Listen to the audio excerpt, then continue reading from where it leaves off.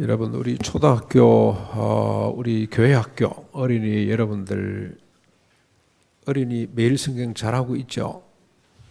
응? 우리 우진이 코로나 기간 동안에 열심히 잘해서 어떻습니까? 우리 아이들 예? 다 잘하고 있습니까? 예. 여러분 잘 챙기시기 바랍니다. 여러분 부모님들이 잘 챙겨주셔야 됩니다. 아이들 큐티 잘할 수 있도록. 여러분 저 에베소서 우리 아이들 특별히 초등학교 아이들 우리 교회 학교 아이들 어떻습니까? 이 큐티 해보니까 복잡하죠. 에베소서 어렵죠.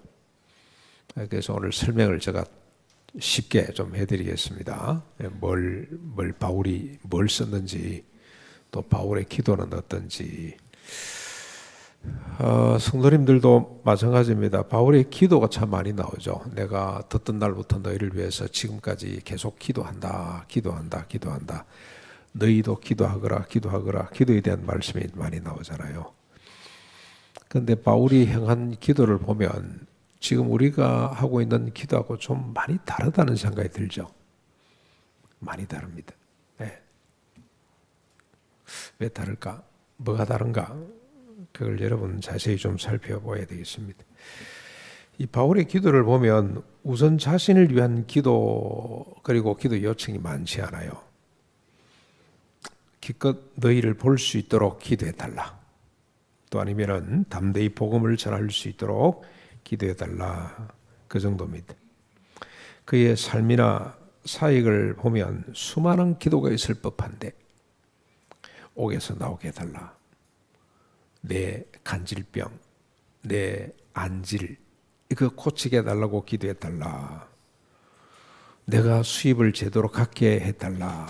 이런 기도 얼마든지 요청할 수 있을 것 같은데 그런 기도는 없습니다. 자기 병을 위해서 뭐 옆에 지금 누구라는 사람이 따라다니긴 합니다만 내가 이런 병이 있으니 고쳐달라 이런 기도를 안 하는 것 같아요. 그런 요청을 안 해. 특별히 늘 가난하게 살았잖아요.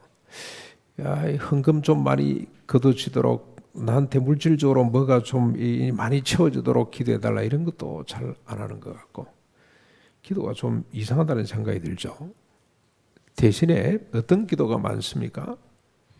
교회와 성도를 위한 기도가 곳곳에 나옵니다. 그냥 한 번, 두 번 기도하는 것이 아니고 들은 날부터 지금까지 계속 감사하기도 하고 또 기도하기도 하고.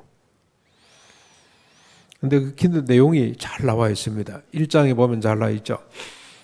우리 저 교회 학교 어린 여러분들도 봤는지 모르겠는데 이 바울의 기도가 크게 네 가지가 있어. 네 가지. 그게 뭐냐?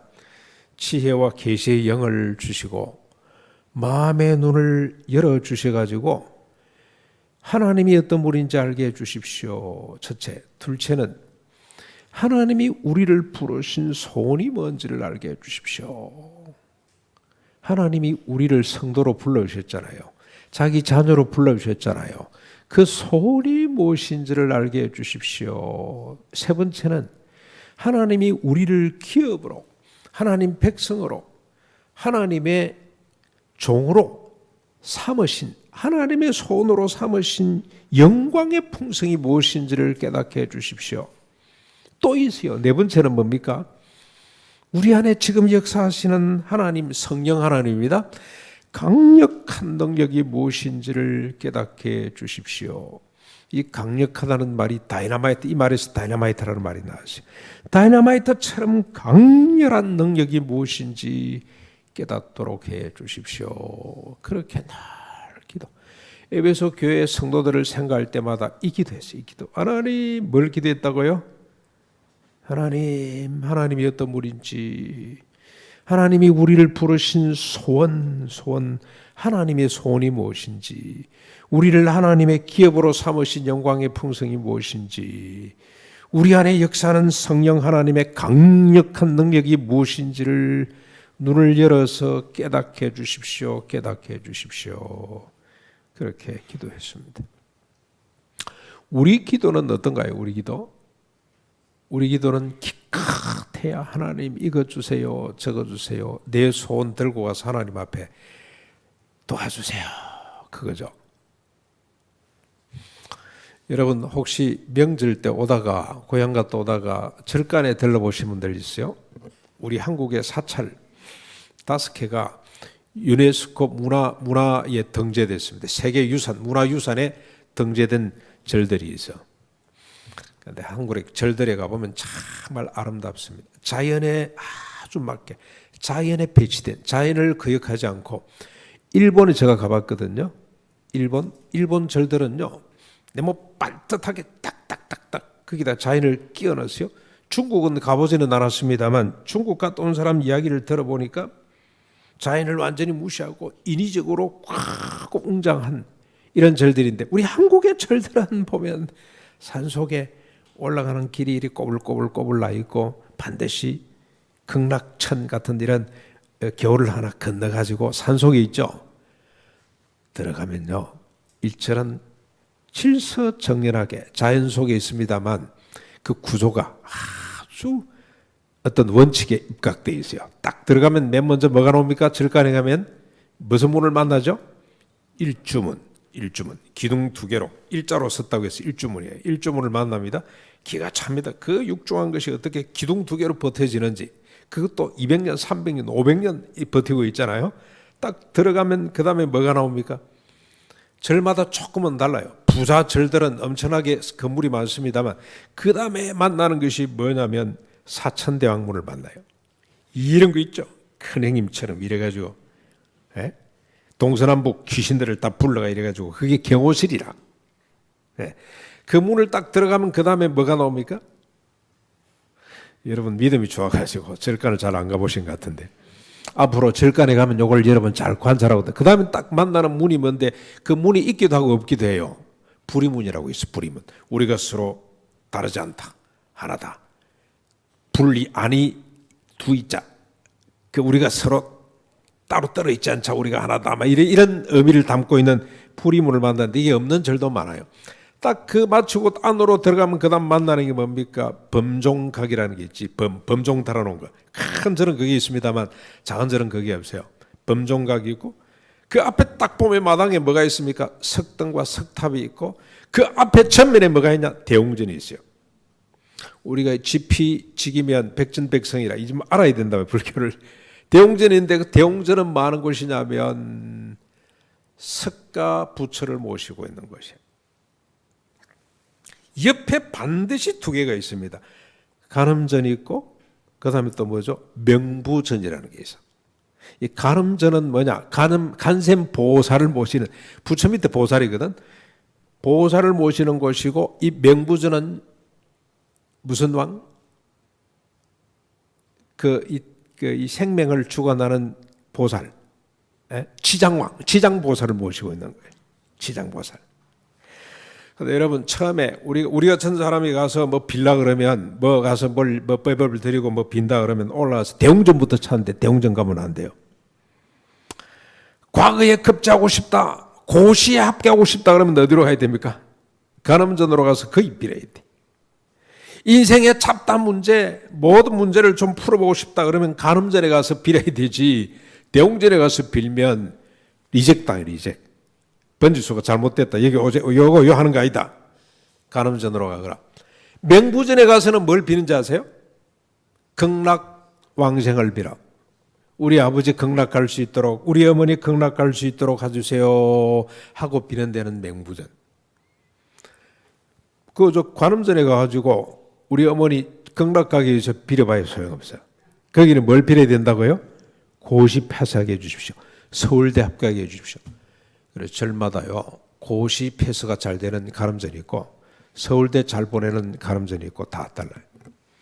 요 명부전에 가면은 지장보살이 흐름한 옷을 입고 있어. 중생이 다 구원받을 때까지 자기는 중으로 살겠다고 고백한 스님이래, 그 사람이. 그래서 이렇게 돼 있습니다, 구조가. 근데 그 뒤에 보면은 이제 뭐 해우소도 있고 그다음에 또 뭐 그다음에 약사부를 모시고 있는 병든 사람이 가서 기도하는 데가 또 있어요. 그거는 요 요 구조 밖에 있어요. 밖에. 원래 불교는 그런 거 아니거든요. 그런데 불교가 세월이 지나면서 이렇게 바뀌었어요. 민중의 요구를 끌어들이 가지고. 그래서 지금껏 큰 종교로 발전할 수 있게 됐습니다. 유교는 이런 거 없습니다. 유교는 그야말로 그거는 어떤 철학이에요. 철학. 이런 게 없어가지고 유교 신자는 별로 안 되지만 불교는 각 나라마다 다른 형태의 불교들이 다 있습니다. 천도교라고 여러분 아시죠? 원래 최시행시, 최재호 이런 사람들이 처음에 통학 일으키고 그다음에 그걸 하나의 종교로 만들었는데 이런 사상이 이런 기복적인 요소가 없었어요. 그런데 지금 천도교도 기복적으로 바뀌었어요. 얼마 전에 어떤 사람 만났는데 철저하게 기복적으로 바뀌어버렸어요. 종교로 살아남기 위해서는 아무리 세상이 뒤집어져도 아무리 세상 과학이 발전해도 종교는 소멸되지 않습니다. 인간이 욕망이 존재하는 이상 종교는 소멸되지 않아요. 또 다른 행태로 종교가 살아남게 될 것입니다. 그래서 여러분 종교는 민중을 사람을 기쁘게 하는 것이 목적이에요. 사람의 소원을 들어주는 것이 그게 종교의 특징이에요. 그런데 제가 왜 오늘 이렇게 길게 이야기를 하냐? 바울의 기도를 보면 나를 기쁘게 해주십시오. 사람을 기쁘게 해주십시오. 그런 기도가 없다는 겁니다. 대신에 뭐가 있습니까? 뭐가 있죠? 부르심의 소망이 무엇인지, 하나님의 소원이 뭔지, 인간의 소원이 아니고 바울 자신이나 에베소 교회 성도들의 소원이 아니고 이들을 하나님의 자녀로 불러주신 에베소 교회로 부르신 주인 되신 하나님의 소원이 무엇인지를 깨닫게 해주십시오. 우리가 하고 싶은 일이 아니라 이들을 향하여 행하신 하나님의 일이 무엇인지를 눈을 열어서 알게 해주십시오. 그게 바울의 기도입니다. 우리 기도하고 차원이 다르죠. 어떻게 우리가 기도해야 되겠습니까? 내 기도 고집 계속하면 되겠습니까? 아닙니다. 그러면 안 돼요. 그러면 두레교회를 잘못 선택한 거예요. 차라리 관음보살한테 가는 게 더 나을 수도 있어요. 예, 명부전에 가서 복을 비는 것 더 나을 수도 있습니다. 근데 여러분 우리는 기도가 달라져야 됩니다. 내 소원이 아니고 나를 부르신, 나를 구원하신 주님의 소원이 뭔지, 나를 부르신 주님의 목적이 뭔지를 묻고 그리고 실천하는 것이 우리의 신앙이 되어야 됩니다. 그래서 여러분 오늘 우리를 부르시고 기업으로 삼으신 하나님의 소원이 무엇인지 한번 살펴보겠습니다. 먼저 10절부터 보시면 돼요. 10절. 10절에 잘 밝혀져 있는데 이게 소원이다라고 밝히기 전에 이 바울 서신은 특징이 하나 있습니다. 이렇게 하는 것이 하나님의 뜻이고 이렇게 살아라 라고만 말하지 않고 반드시 그 전에는 왜 그런지, 근거가 뭔지, 왜 주님께서 이걸 소원으로 이걸 요구하시는지를 설명하는 것이 바울 서신의 특징인데요. 우리가 10절은 조금 이따 보기로 하고 먼저 앞에 1절부터 9절까지 내용을 살펴봐야 돼요. 이 1절부터 9절까지는 어떤 의미를 담고 있냐면 두 가지 의미를 담고 있는데 1절부터 3절까지는 원래 인간이, 에베소 교회 성도들 바울을 포함해서 이 땅의 모든 인간이 어떤 존재에 있는지를 먼저 밝혀요. 그 다음에 4절부터 9절까지는 이 인간에게 어떤 일이 벌어졌는지, 그래서 하나님의 소원이 이렇게 제시되는지를 밝히고 있다고 보시면 됩니다. 1절부터 3절, 4절부터 9절까지를 먼저 우리가 정리를 해야만이 하나님의 소원이 드러나는 10절을 우리가 이해할 수가 있습니다. 그래서 먼저 1절부터 3절까지를 한번 보실까요? 1절 우리 같이 우리 주일 학생들만 한번, 교회 학생들만 읽어보겠습니다. 시작.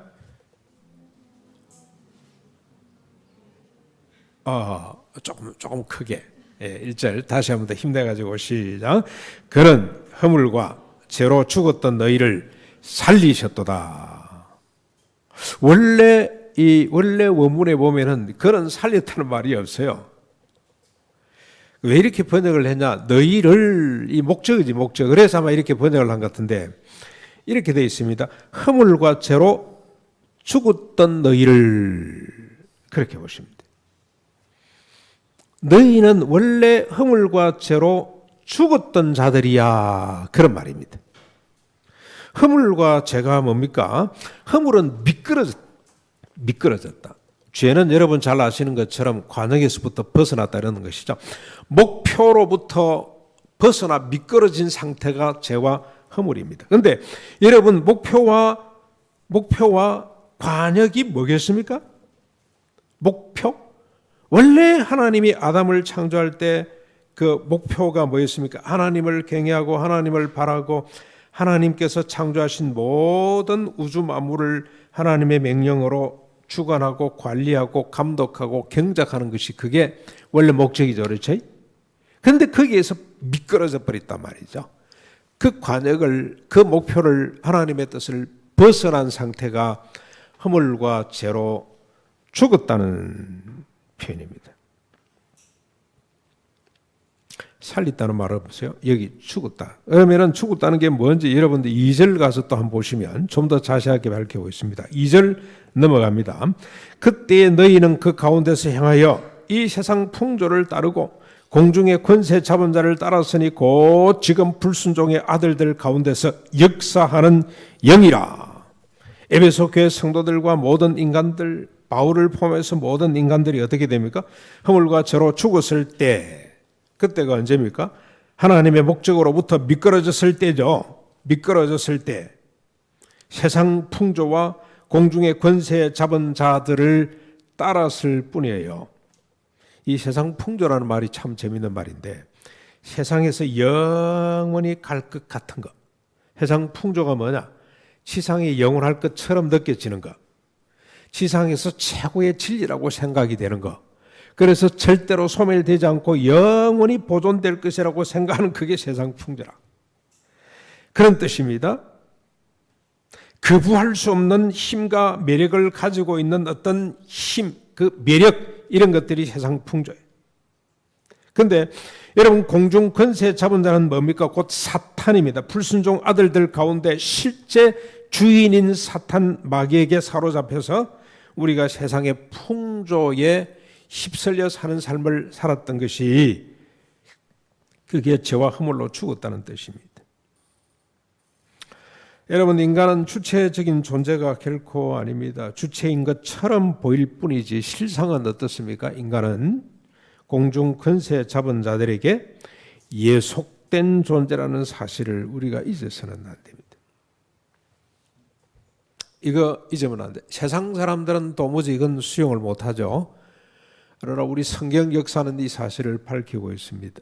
우리가 내가 주체적으로 판단하고 행동하고 하는 것 같습니다만 실상은 우리를 사로잡고 있는 권세가 있다, 이 말입니다. 사탄 마귀의 권세가 있어요. 직접 자기가 역사할 수도 있습니다만 세상 풍조, 세상의 것들로 여러 가지 교묘한 전술 전략들로 우리를 사로잡고 있는 세력이 있다. 인간을 이렇게 지금 바울은 설명을 하고 있습니다. 자, 그럼 넘어가서 한번 보십시오. 3절에 계속되는데, 3절 보시면 전에는 우리도 다 그 가운데서 우리 육체의 욕심을 따라 지내며 육체의 마음에 원하는 것을 하여 다른 일같이 본질상 진노의 자녀였다. 여기는 바울 자신도 예외가 아니라 그런 뜻입니다. 바울을 포함한 에베소 교회 성도들과 이 세상 모든 인간들이 어떤 존재입니까? 전에는 이 사탄에게 사로잡혀 따랐던 자들이죠. 그때 이들은 자신의 육체의 욕심을 따라 지냈을 뿐이에요. 그래서 본질상 진노의 자녀들이었다는 겁니다. 육체의 욕심은 더 많이 갖고자 하는 욕망을 말합니다. 끝없는 욕망, 그 육체의 욕망을 따라서 지냈을 뿐인데 결국 그래서 어떤 결과를 나타냅니까? 진노를 받을 수밖에 없는 인간이었다는 겁니다. 여러분, 1절부터 3절을 정리해 보면은 원래 에베소 성도들, 바울 그리고 세상의 모든 인간은 하나님의 소원에서 벗어나서 사탄의 종이 되어서 육체의 욕심을 따라 세상 풍족에 휩쓸린, 그래서 본질상 진노의 자식들이었다는 겁니다. 자존심이 상하지만 이것을 받아들여야 됩니다. 받아들이는 것만큼, 부끄럽고 비참해지는 것만큼 다음 구절들이 큰 울림으로 다가올 것입니다. 이걸 받아들여야 내가 인간이 이럴 수밖에 없었구나. 내라는 존재는 결국 사탄 마귀에게 사로잡혀서 육신의 욕심을 쫓아 세상 풍조에 휩쓸려 결국 진노받을 수밖에 없는 인간이었구나 하는 사실을 받아들여야만이 복음으로 다가갈 수가 있어요. 십자가 부활로 다가갈 수 있다 이 말입니다. 이걸 이해를 못하면 복음도 이해를 못하고 하나님의 소원이 왜 우리가 그렇게 살아야 되는지 도무지 수용할 수도 이해할 수도 없게 됩니다.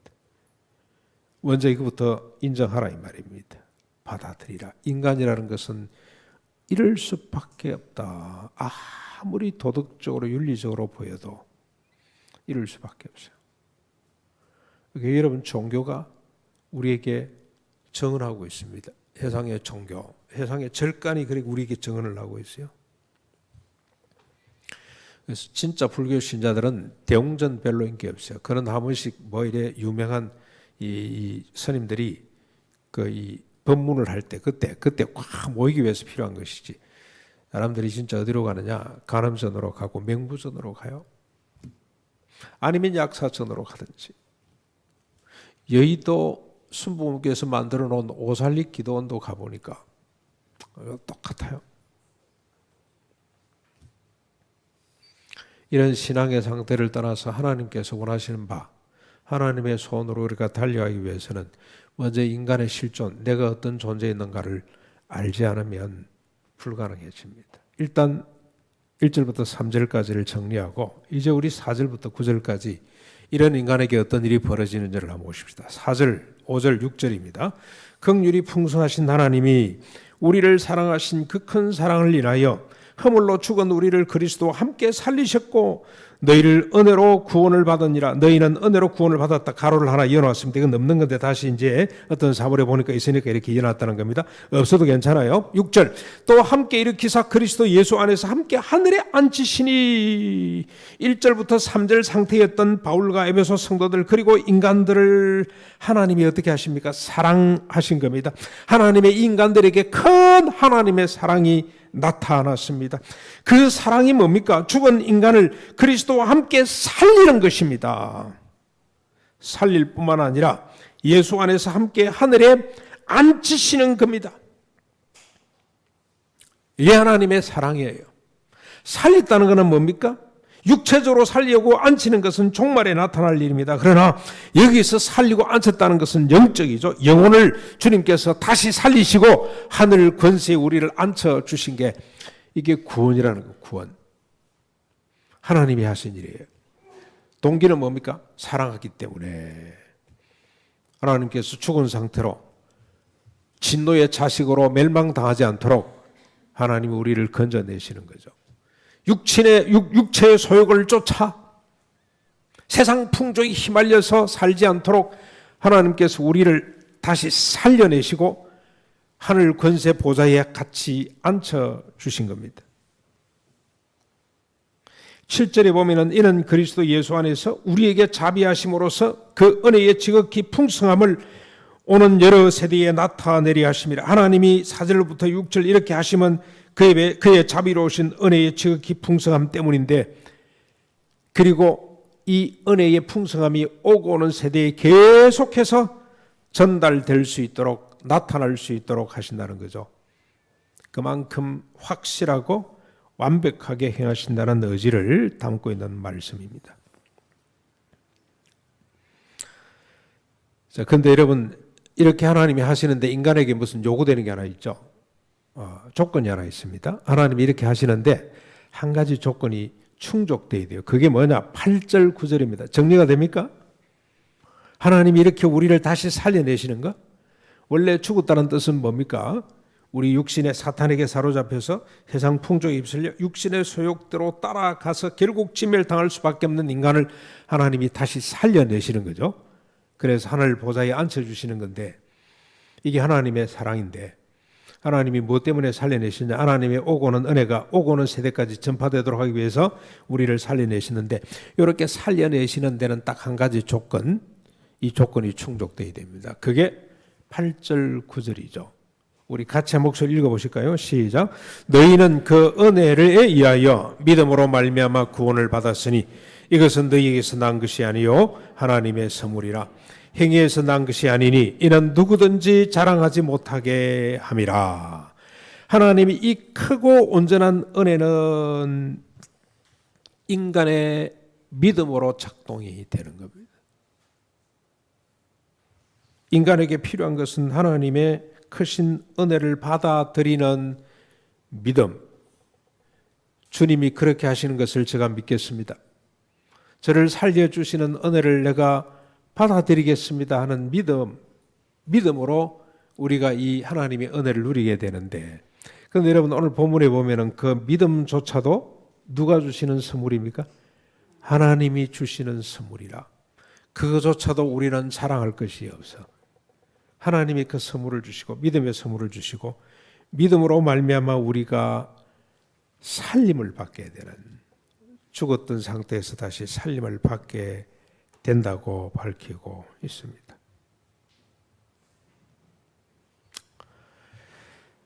자, 이제 하나님이 성도를 살리고 하늘에 앉히신 목적이죠. 즉 구원의 목적, 구원이라는 말을 썼습니다. 구원의 목적이 무엇인지를 한번 보십시다. 10절입니다. 이 10절 우리 다 같이 다 목소리 읽겠습니다. 시작. 우리는 그가 만드신 바라 그리스도 예수 안에서 선한 일을 위하여 지으심을 받은 자니 이 일은 하나님이 전에 예비하사 우리로 그 가운데서 행하게 하려 하심이라. 살림을 받고 하늘에 안침을 받는 것은 곧 구원이죠. 구원은 뭐라고 표현을 합니까? 하나님께서 만드신 바라고 그렇게 표현하고 있습니다. 조금 고치고 개선하는 것이 아니라 다시 만들어지는 걸 말합니다. 하나님이 다시 만드는 거예요. 어떻게 만들어집니까? 그리스도 예수 안에서 십자가 부활로 만들어집니다. 십자가로 옛사람이 죽고 부활로 새사람으로 다시 태어나는 거죠. 우리가 이건 너무나 잘 알기 때문에 길게 설명하지 않겠습니다.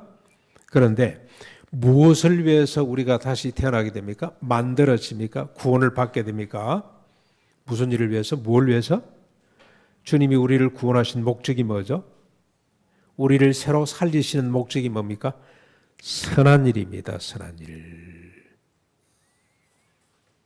이것이 하나님이 전부터 예비하시고, 언제죠? 아담 이후로 하나님이 예비하셨고 손 품고 계시다가 우리를 통해서 반드시 실행되게 할 일이라고 그렇게 밝히고 있죠. 그냥 하루아침에 하나님이 한 것이 아니고 인간이 범죄하면서부터 하나님께서 한 소원을 품으셨는데 바로 이 일을 소원에 품으시고 오늘 에베소 성도들, 바울과 이 땅의 모든 성도들을 위해서 주님이 행하게 하신 일이다 그렇게 밝히는데, 하나님께서 우리를 구원하신 목적, 하나님께서 오래전부터 예정하시고 시행하신 이 구원의 목적이 뭐냐? 우리로 하여금 선한 일을 행하도록 하기 위함이다. 하나님의 뜻입니다. 선한 일. 그런데 여러분, 선한 일이란 뭐겠어요? 해석이 실로 다양하죠. 여러 가지로 해석할 수가 있습니다. 그러나 오늘 본문의 구조를 가지고 보면은 사탄의 종이 되어 자신의 육체적 욕망을 쫓던 삶이 옛 삶이죠. 그게 악이라고 본다면 그 반대되는 개념이 선이겠습니다. 다시 말하면 그리스도와 함께 살림을 받고 하늘에 앉혀진 삶을 살아내는 것이 그게 선한 것인데, 그런데 이렇게 또 이해를 하면 모호해져요. 그런데 그렇게 이해를 하지 마시고 오늘 다른 성경에서도 얼마든지 우리가 끌어올 수가 있습니다만 우리가 묵상한 내용 가운데서만 한번 보시죠. 보다 구체적인 의미를 에베소서가 쭉 말씀을 하고 있는데 4장 1절 건너가서 한번 보실까요? 이 선한 일이 뭔지. 우리를 구원하신 목적은 선한 일을 위함인데 이 선한 일이 뭔지를 한번 보십시오. 4장 1절. 그러므로라는 말이 뭡니까? 하나님의 사랑이 우리를 구원하셨기 때문에 우리를 다시 살려냈기 때문에, 우리를 다시 만들었기 때문에 그런 말이에요. 주 안에서 같이 내가 너희를 권하노니 너희가 부르심을 받은 일에 합당하게 행하여. 부르심을 받은 일이나 하나님께서 우리를 구원하신 목적이나 같은 말이죠. 우리를 부르심의 소망이 뭔지 그게 기도 내용이었는데 바로 그걸 지금 다시 언급합니다.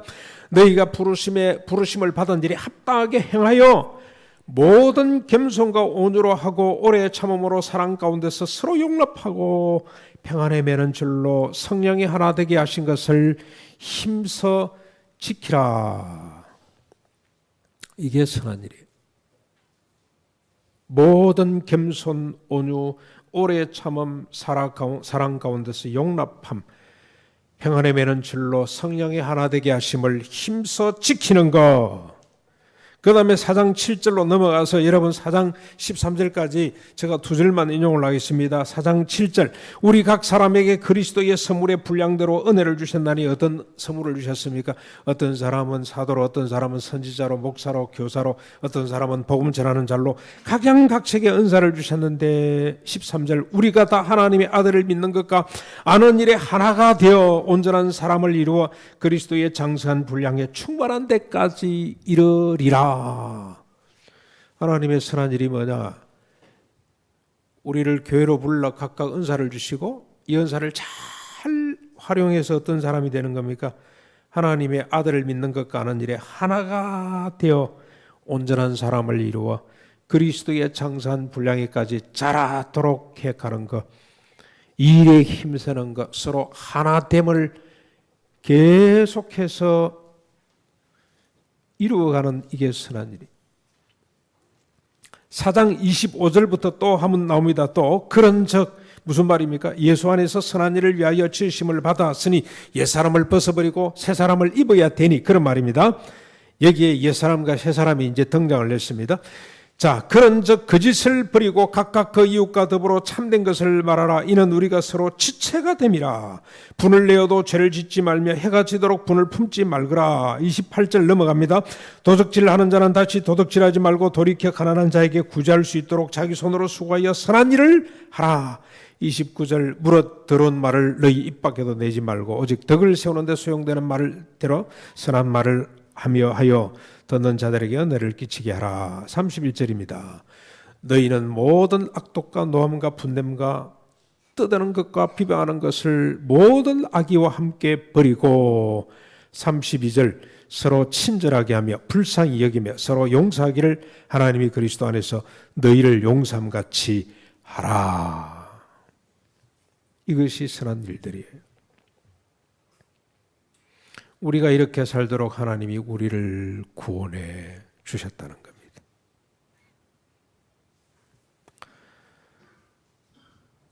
거짓을 버리고 참된 것을 말하고 분을 내어도 해가 지도록 품지 말고 도둑질하지 말고 돌이켜 가난한 사람을 구제할 수 있도록 자기 손으로 부지런히 일을 하고 겸손, 온유, 오래 참음, 용납 서로 하나됨을 지키는 것. 이것이 선한 일들입니다. 이 일을 위해서 우리를 불러주셨다는 겁니다. 그런데 여러분 이것이 왜 선입니까? 무엇을 위한 선일까요? 이것이 왜 선입니까? 이렇게 하는 것이? 이게 어떻게 구원의 목적이 됐을까요? 여러분 4장 25절에 아주 중요한 말씀이 있습니다. 4장 25절을 한번 보십시다. 그런즉 거짓을 버리고 각각 그 이웃과 더불어 참된 것을 말하라. 이는 우리가 서로 뭐가 되었습니까? 지체가 되었기 때문이다. 한 몸이 되었습니다. 지체, 한 몸. 우리가 서로 한 몸이 되었기 때문에 이렇게 해야 된다는 겁니다. 여러분 2장 11절로 22절을 거꾸로 올라가서 한번 보실까요? 11절을 보시면 그러므로 생각하라. 너희는 그때 육체를 따라 이방인이요 할례를 받은 무리로부터 할례를 받지 아니한 무리라 칭함을 받은 자들이니라. 유대인들이 완전히 배척했던 이방인들이었죠. 그러나 12절 그때에 너희는 그리스도 밖에 있었고 그리스도 이스라엘 나라 밖에 있었던 사람이라. 그러나 13절 보십시오. 이제는 전에 멀리 있던 너희가 그리스도 예수 안에서 그리스도의 피로 가까워졌느니라. 14절 그는 둘로 하나를 만드사 원수된 것 곧 중간에 막힌 담을 자기 육체로 하시고 15절 둘로 자기 안에서 한 세 사람을 지어 화평하게 하시고 16절 또 십자가로 이 둘을 한 몸으로 하나님과 화목하게 하려 함이라. 쭉 넘어가서 19절 그러므로 이제부터 너희는 외인도 아니요 나그네도 아니요 오직 성도들과 동일한 심이요 하나님의 근속이라. 너희는 사도들과 선자들의 터 위에 세우심을 입은 자라. 그리스도 예수께서 친히 모퉁이 돌이 되셨느니라. 21절입니다. 그의 안에서 그물마다 서로 연결하여 주 안에서 성전이 되어가고 너희도 성령 안에서 하나님이 거하실 처소가 되기 위하여 그리스도 예수 안에서 함께 지어져 가느니라. 선한 일이 뭡니까? 하나됨을 지향하는 삶과 행동이라고 말을 할 수가 있습니다. 하나님이 우리를 부르신 목적은 선한 일을 위함인데 그 목적이 뭐냐? 그 선한 일이 뭐냐? 서로 하나가 되는 겁니다. 하나 되는 것. 유대인, 히브리인, 헬라인 그 차별을 넘어서는 남자, 여자, 종, 자유인, 잘난 사람, 못난 사람, 부자, 가난한 사람 모든 차별을 허물어뜨리고 서로 하나가 되는 것, 이게 선한 일입니다. 십자가 부활의 은혜가 뭐냐? 구원의 은혜가 뭐냐? 서로 다른 둘을 하나로 만들어내는 것입니다. 그래서 만민이 만인을 대상으로 투쟁하는 인간이 만민이 만인을 향하여 무한 책임을 지는 인간으로 새롭게 만들어내는 것이 그게 구원입니다. 이 진리와 가치를 담고 실천함으로 오고 오는 세대의 하나님의 영광이 되는 실체가 뭐냐? 그리스도의 몸이요 하나님의 전인 교회라 이 말입니다. 교회. 그래서 여러분 1장 2장에 밝혀놨죠. 이 교회는 어떤 겁니까? 그리스도의 몸이니 만물을 충만케 하는 자의 충만이라고 그랬죠. 이 교회를 통해서 만물이 충만해지는 거죠. 충만해진다는 게 뭡니까? 서로 하나가 되는 걸 말합니다. 뭐가 충만이냐? 하나됨이죠. 그때 어떤 일이 벌어집니까? 내 것이 내 것이 아니고 우리의 것이 되는 거죠. 우리의 것. 나와 너의 구분이 없어지죠. 불의가 일어납니다. 불의. 서로 하나입니다. 그때 여러분 저 기적들이 나타나잖아요. 서로 나눔의 기적이 나타나고 서로 존경하고 서로 위하고 사랑하는 기적들이 그때 나타나게 됩니다.